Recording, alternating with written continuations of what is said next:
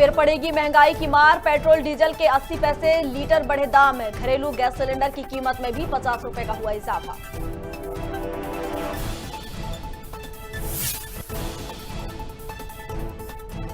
भारत ने महिला वीसी के 22वें मैच में बांग्लादेश को 230 रन का दिया टारगेट। बांग्लादेश ने बिना विकेट गंवाए बनाए 4 रन।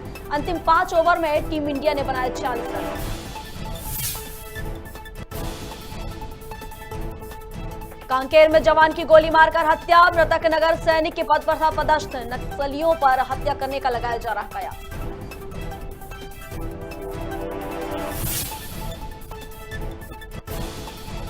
रतलाम के गांव सेमलिया में भीषण आग की चपेट में आए 3 मकान। गैस सिलेंडर के लीकेज से हुआ हादसा। किसी प्रकार की जनहानि की खबर नहीं।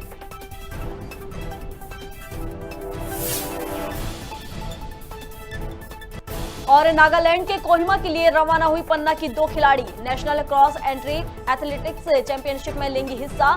जीत के लिए पुलिस अधीक्षक और नगरवासियों ने दी शुभकामनाएं। नमस्कार, खबर भारत देख रहे हैं आप। मैं हूं आपके साथ प्रियंका।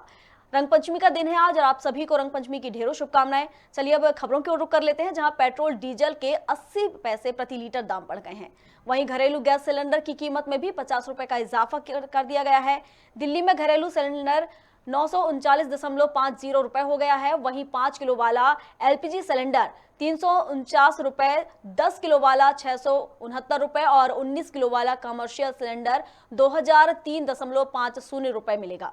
जबकि पेट्रोल की कीमत 96.21 रुपए प्रति लीटर और डीजल 87.47 रुपए प्रति लीटर हो गई है।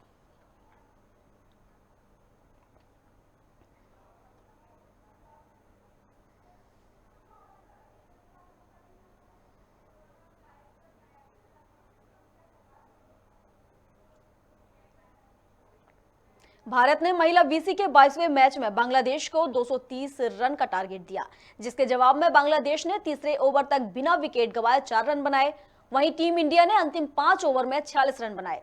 इस वीसी में पूजा वस्त्रकर 3 बार 30+ का स्कोर बना चुकी हैं। इससे पहले टॉस जीतकर बैटिंग करते हुए 6 विकेट खोकर 229 रन बनाए, जिसमें यास्तिका भाटिया 50 पर टॉप स्कोरर रही, जबकि शेफाली वर्मा ने 42 रन बनाए। बांग्लादेश की ओर से रितु मोनी ने सबसे ज्यादा 3 विकेट लिए, साथ ही 2 विकेट नाहिदा अख्तर के खाते में आए।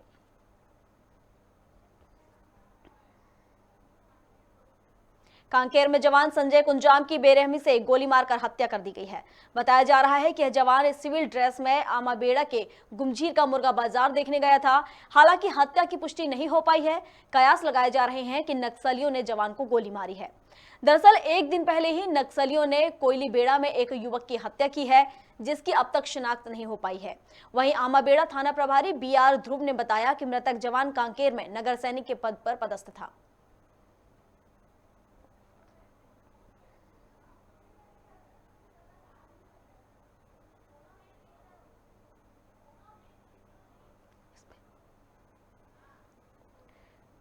कांकेर से हम आपको खबर बता रहे हैं, जहां पर बेरहमी से गोली मारकर हत्या कर दी गई है एक जवान की। कांकेर में जवान संजय कुंजाम की बेरहमी से हत्या की गई है। बताया जा रहा है कि जवान सिविल ड्रेस में आमाबेड़ा के गुमखीर जो मुर्गा बाजार है वहां का उसे देखने गया था। हालांकि हत्या की पुष्टि नहीं हुई है, लेकिन कयास लगाए जा रहे हैं कि नक्सलियों ने जवान को गोली मारी है, क्योंकि एक दिन पहले ही नक्सलियों ने कोयलीबेड़ा में एक युवक की हत्या की थी। हालांकि अभी तक उसकी शिनाख्त नहीं हो पाई है। वहीं आमाबेड़ा थाना बीआर ध्रुव ने बताया है कि मृतक जवान कांकेर में नगर सैनिक के पद पर पदस्थ था। कांकेर का ये पूरा मामला हम आपको बता रहे हैं, जहां पर जवान को गोली मार दी गई है और ऐसे कयास लगाए जा रहे हैं कि नक्सलियों के द्वारा जवान को गोली मारी गई है।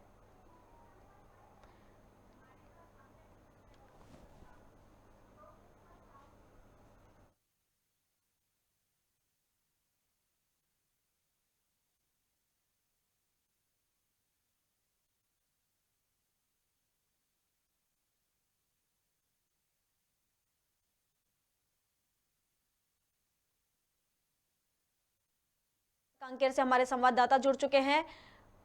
कांकेर में एक जवान कुंजाम की जो बताया जा रहा है कि संजय कुंजाम में उसकी बेरहमी से हत्या कर दी गई है, आखिर ये पूरा मामला क्या था? टोकेश्वर, क्या आपको मेरी आवाज आ रही है? टोकेश्वर साहू कांकेर से हमारे साथ हमारे सहयोगी जुड़े हुए हैं। क्या आपको मेरी आवाज आ रही है? कांकेर से हम आपको पूरी खबर बता रहे हैं, जहां को एक जवान को गोली मारकर हत्या कर दी गई है और ऐसे कयास लगाए जा रहे हैं कि नक्सलियों के द्वारा उस जवान को गोली मारी गई है, क्योंकि इससे पहले भी एक दिन पहले एक युवक को हत्या मार दी गई है। हालांकि अभी तक उसकी शिनाख्त नहीं हो पाई है। नक्सलियों ने कोयली बेड़ा में एक युवक की हत्या की है, जिसकी अब तक शिनाख्त नहीं हो पाई है। वहीं आमाबेड़ा थाना प्रभारी बीआर ध्रुव ने बताया कि मृतक जवान कांकेर में नगर सैनिक के पद पर पदस्थ था, जिसकी हत्या कर दी गई है और ऐसे कयास लगाए जा रहे हैं कि नक्सलियों के द्वारा उसकी हत्या की गई है।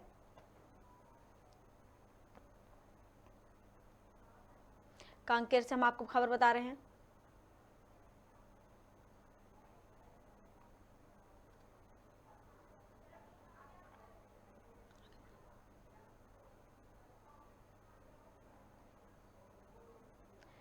देख सकते हैं आप कि एक जवान की गोली मारकर हत्या कर दी गई है और ऐसे कयास लगाए जा रहे हैं कि नक्सलियों के द्वारा ये हत्या की गई है।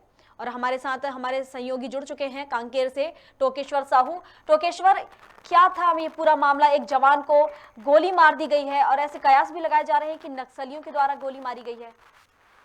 जी, बताना चाहूंगा ये जो पूरा मामला है जी। वो आमाबेड़ा थाना अंतर्गत का है। ग्राम गुंजीर में है, जो वार्षिक देव मेला वहाँ पर हो रहा था। तो उस देव मेले में जवान जो संजय कुंजाम है, वो गया हुआ था उस मेले में शरीक होने के लिए। तो वहाँ जो है सूत्रों से मिली जानकारी के अनुसार 4 से 8 जो साधारण वेशभूषा में, साधारण कपड़ों में लोग आए और उसे जो है गोली मार दी। गोली मारने के बाद जब जवान जमीन में गिर गया तो उसे कुल्हाड़ी से भी हमला किया गया है और उसे हत्या कर दिया गया है। तो क्या इन्हें टारगेट करके मारा गया है? और एक और मामला सामने आया है कि इससे पहले भी एक युवक को मार दिया गया था, लेकिन अब तक उसकी शिनाख्त नहीं हुई है। क्या अब उसकी शिनाख्त हो पाई है? जी, मैं बताना चाहूंगा अभी तक उस युवक का शिनाख्त नहीं हो पाया है। ये घटना भी एक दिन पूर्व जैसे कोयलीबेड़ा थाना अंतर्गत हुआ था, घटित हुआ था। और ये जो जवान है, इस जवान को जिस हिसाब से मारा गया है उसको देखने से यही प्रतीत हो रहा है कि इस जवान को टारगेट करके इसे निशाना बना के इसे मारा गया है। जो गुंजीर में जिस जवान को मारा गया है उस जवान को। जी, बहुत बहुत शुक्रिया आपका हमारे साथ जुड़ने के लिए।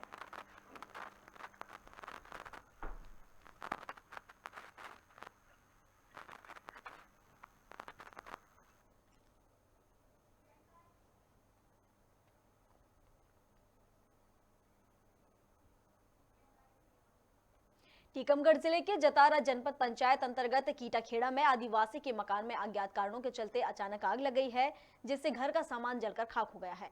आग लगने से अफरा तफरी मच गई है, जहां ग्रामीणों की सहायता से आग पर काबू पाया गया है। वहीं इस घटना की सूचना प्रशासन को दी गई, लेकिन प्रशासन जायजा लेने तक नहीं पहुंचा। इस घटना में आदिवासी पीड़ित परिवार को काफी नुकसान पहुंचा, जिसको लेकर विधायक हरिशंकर खटीक ने तहसीलदार दिव्या जैन को मौके पर पहुंचकर जांच के निर्देश दिए, जिसके बाद दिव्या ने 10 किलो गेहूं दिलाने और अन्य सहायता का आश्वासन दिया है। 2,00,000-5,000 रुपये धागा 300 में कागज वागज आधार कार्ड वगैरह कौन दे दो यार 2,00,000-5,000 रुपये धागा 300 में कागज वागज आधार कार्ड वगैरह कौन दे घाय जा लगाओ। अच्छा का कर लूँगा नाज बाएगा और ना लगता वो पैसा 10,000 रुपये जब आएगा और जी बहू की जी शादी की क्या बने जाओगे 1 बजे। अच्छा का कर नहीं दूँ अब जो कर रहा है कि जो मदद दुआ दो तो अच्छा। बेफायदा है। अब हम कुआ दो तुम्हारे थे तहसीलदार पटवाई का गई तहसीलदार ने अब जाके ले गई। अब जाके गई कि हम जितना दुआ पे मदद सुख करें और जी सोसाइटी को ना गल्ला नहीं सो गल्ला दुआ रहे क्या गई नहीं है। हाँ, अब अगली खबर की बात कर लेते हैं, जहां रतलाम जिले के नामली नगर परिषद के गांव सेमलिया में 3 मकान जलकर खाक होने की खबर है।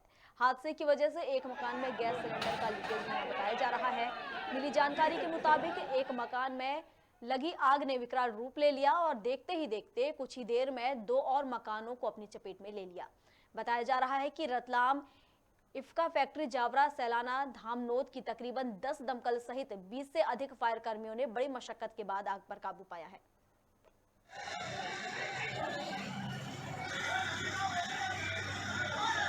आप तस्वीरों में देख सकते हैं कि ये जो लपटें हैं काफी भयावह नजर आ रही हैं और कितनी भीषण आग लगी हुई है, जिसके चलते एक मकान ने 2 और मकानों को अपनी चपेट में ले लिया है और बड़ी मशक्कत के बाद दमकल की गाड़ियों ने इस पर काबू पाया है।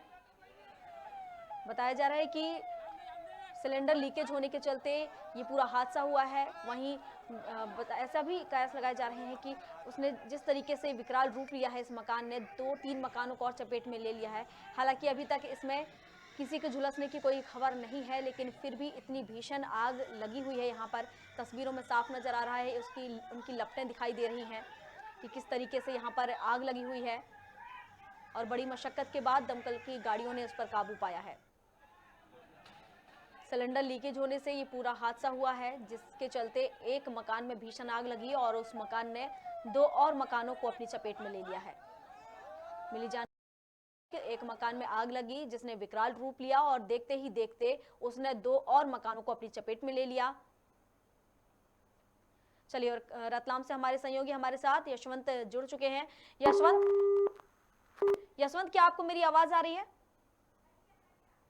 लगता है कि उनसे हमारा संपर्क अभी टूट चुका है, तो अब तक हम आपको बता देते हैं कि आखिर खबर क्या है। हम रतलाम की आपको खबर बता रहे हैं, जहां पर सिलेंडर का लीकेज होने से एक मकान में आग लग गई और देखते ही देखते उस मकान ने विकराल रूप ले लिया उस आग ने, और उस विकराल आग ने 2 और मकानों को अपनी चपेट में ले लिया। बताया जा रहा है कि रतलाम इफ्का फैक्ट्री जाफरा सैलाना धामनोद की तकरीबन 10 दमकल के सहित 20 से अधिक फायर कर्मियों ने बड़ी मशक्कत से आग पर काबू पाया है। काफी भीषण आग लगी है, विकराल रूप ले लिया है इस आग ने और देखते ही देखते 2 और मकानों को अपनी चपेट में ले लिया है। रतलाम जिले के नामली नगर परिषद के गांव सेमली की खबर बता रहे हैं हम आपको। और चलिए एक बार फिर हमारे साथ हमारे सहयोगी रतलाम से यशवंत राठौर हमारे साथ जुड़ चुके हैं। माफ कीजिए, यशवंत सिंह हमारे साथ जुड़ चुके हैं। यशवंत, क्या कुछ घटनाक्रम है ये, जिस तरीके से एक मकान में आग लग गई और उसने देखते ही देखते 2 और मकानों को अपनी चपेट में ले लिया? क्या किसी प्रकार की कोई जनहानि हुई है? इतनी भीषण आग दिखाई दे रही है, विकराल रूप ले लिया है इसने। देखिए, ये नामली नगर परिषद के अंतर्गत आने वाले सेमडिया गांव की घटना है, जहां पे देर शाम एक मकान के अंदर टंकी लीकेज हो गई थी, गैस की टंकी, जिसके बाद कुछ ही देर में जब पूरे परिवार को बाहर निकाला गया और आसपास के वहां पे तो ब्लास्ट हो गया और उसके बाद में भीषण आग लग गई और आग इतनी खतरनाक थी कि 2 जो आसपास के मकान थे उनको भी अपनी चपेट में ले लिया और 3 मकान स्वाहा हो गए। इस बीच में ग्रामीणों ने लगातार अपना जो भी गांव के अंदर टैंकर और ये रहते हैं उसके तहत आग बुझाने की कोशिश की, लेकिन काफी देर हो चुकी थी। तब तक उसके बाद में जब नामली नगर परिषद की दमकल के साथ में ही सैलाना, जावरा, रतलाम और समीप ही इफ्का फैक्ट्री है, वहाँ की भी दमकलें आग बुझाने के लिए लगातार आती जाती रही और ग्रामीणों ने भी काफी हर संभव प्रयास किया आग बुझाने का और तकरीबन 1.5 से 2 घंटे बाद पूरी तरह आग पे काबू पाया गया। जी, जिस तरीके से ये अचानक आग लग गई, तो क्या ये जो लीकेज हो रहा था इससे पहले इसकी जानकारी नहीं मिली परिजनों को, जिसके चलते इतना बड़ा हादसा हो गया ये? और दमकल की गाड़ियां कब तक मौके पर पहुंची? देखिए, तकरीबन इस पूरी घटनाक्रम में 1.5 से 2 घंटे लगे। उसके पहले ग्रामीणों ने काफी मशक्कत करी, हर संभव प्रयास भी किया। अपने गांव के जो टैंकर रहते हैं, आसपास के जो मकान थे, उनसे बाल्टियों से भी उन्होंने आग बुझाने की कोशिश करी, लेकिन आग लगातार फैलती जा रही थी। और जब तक रतलाम, सैलाना और यहाँ की दमकलें आती, तब तक नामली नगर परिषद और इफ्का फैक्ट्री की दमकलों ने अपना दम भरा था। और जब रतलाम और यहाँ की दमकलें आई तो लगातार तीनों चारों तरफ से आग पर काबू पाने की कोशिश की और तकरीबन 1.5 से 2 घंटे में आग पर काबू पाया गया। इतना विकराल रूप ले लिया है इस आग ने और 3 मकान जलकर खाक हो चुके हैं, काफी कुछ नुकसान हुआ है पीड़ितों को। तो क्या इस घटना के बाद किसी प्रकार की अधिकारियों की कोई प्रतिक्रिया आई है? क्या किसी ने राहत राशि देने की कोई बात कही है इन पीड़ितों को? नहीं, अभी हाल फिलहाल में ऐसा कोई संज्ञान में नहीं है, न ही अधिकारी वहाँ पर, क्योंकि जब ये गांव वाले फसल काटते हैं तो कुछ भूसा भी वहाँ पड़ा रहता है आसपास के क्षेत्र में, और साथ ही जब टंकी लीकेज हुई, टंकी ने ब्लास्ट के रूप में ब्लास्ट हुआ तो आसपास के मकान भी चपेट में आ गए हैं। अब देखना है प्रशासन किस प्रकार की क्या राहत मदद इनको देता है। हालांकि अभी तक कोई नुकसान जो भी हुआ है उसका आकलन लगाना मुश्किल। जब लेकर आते हैं सिलेंडर घर पे दिया जाता है, उस वक्त चेक किया जाता है सिलेंडर को कि क्या वो कहीं लीक तो नहीं हो रहा, तो क्या उस समय ये चेक नहीं किया गया था? जिस तरह से क्या अचानक से लीक हो गया, वो क्या कारण है? ये गैस की टंकी की जहाँ तक बात रहती है, केवल कंपनियां रहती है, वो केवल एक जब टंकी छोड़ना आता है हाकर, तब केवल फॉर्मेलिटी रहती है, ना ही कोई चेक होता है और ना ही कोई कंपनी वहाँ से लेबर भेजती है कि चेक करने के लिए। ये केवल फॉर्मेलिटी के तौर पर रहता है कि हाकर आया और गैस की टंकी लाकर सीधा आपके घर पे या बाहर रख के चला जाता है। उसकी कोई चेकिंग नहीं होती है गैस की टंकी की, और कभी कभी इस प्रकार की घटना हो जाती है जो विकराल रूप ले लेती है। जिस तरीके से हम देख पा रहे हैं कि कितना विकराल रूप लिया है इस आग ने, 3 घरों को अपनी चपेट में ले लिया है, और यहाँ पर कहीं ना कहीं कर्मचारियों की भी लापरवाही सामने आ रही है कि जिस तरीके से वो गैस सिलेंडर जब घर में रखने आते हैं तो उसमें भी वो लोग चेक नहीं करते हैं कि कहीं से लीकेज नहीं हो रही है। और कहीं ना कहीं जो आम लोग हैं उन्हें भी थोड़ा सतर्क होने की जरूरत है कि वो भी कहीं ना कहीं उसे चेक कर ही लें, अगर लीक हो रही है तो उसे वापस पहुंचाए, जिसके चलते ये जो आज बड़ी घटना हुई है, 3 मकान जलकर खाक हो गए हैं, तो इस तरह की घटनाओं को रोका जा सके। जी हाँ, कहीं ना कहीं जागरूकता की कमी भी है लोगों में भी है, और वहीं कंपनी के जब हाकर आते हैं तो उनको इस प्रकार की घटना से बचने के लिए टंकी चेक करना चाहिए। वहीं जब कोई परिवार जब टंकी लेता है तो उनको भी चेक करवाना चाहिए ताकि ऐसी घटना दोबारा ना हो। जी बहुत बहुत शुक्रिया यशवंत हमारे साथ जुड़ने के लिए।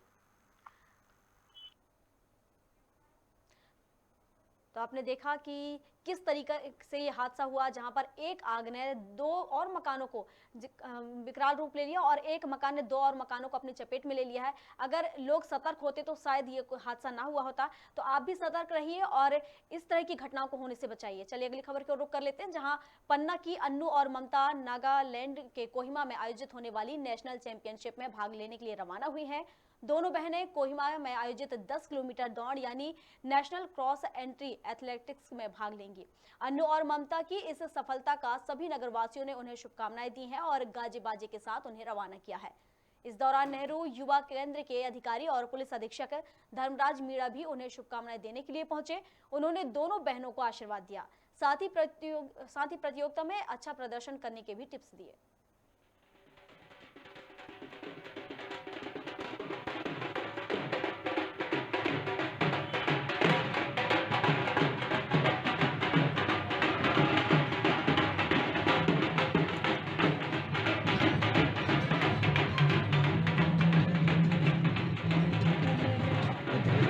सर, ये प्रेरणा मेरे को अपने कोच मिस्टर राहुल से मिली और उन्होंने हमें खेल के बारे में बताया और हमने खेला सर, और आज नेशनल के लिए सिलेक्ट हुए हैं। और अन्नू चौधरी और हम सर तो नागालैंड कोहिमा जा रहे हैं आज, और यहाँ से सर लोगों ने हम लोगों को सर स्वागत किया जाने।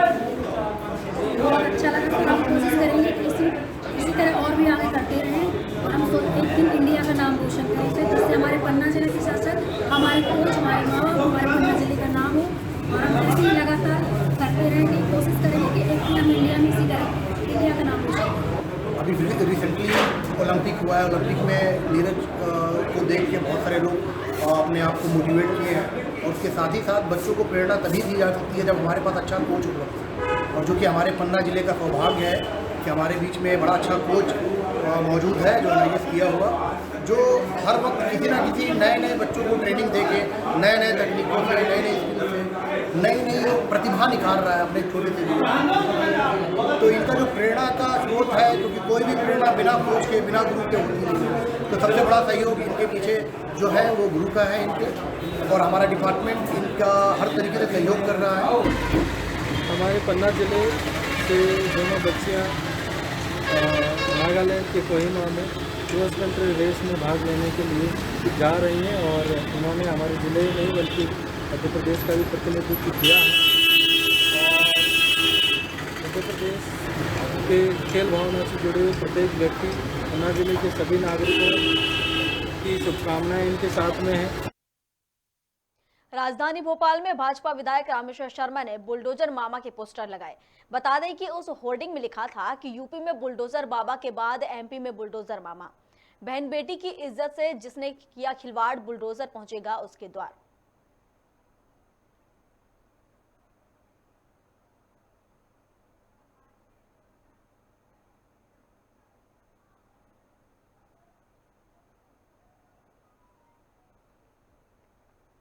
चलिए और अगली खबर की ओर रुख कर लेते हैं। इंदौर में महिला संबंधित अपराध रुकने का नाम नहीं ले रहे हैं। बता दें कि महिला की शिनाख्त पर छेड़खानी करने वाले आरोपियों को गिरफ्तार कर लिया गया है। दरअसल महिला ने शिकायत की थी कि पड़ोस में रहने वाले एक युवक ने उसके साथ अश्लील हरकत की है और उन्हें अपशब्द भी कहे हैं। वहीं पुलिस ने मामला दर्ज कर आरोपियों को गिरफ्तार कर लिया है।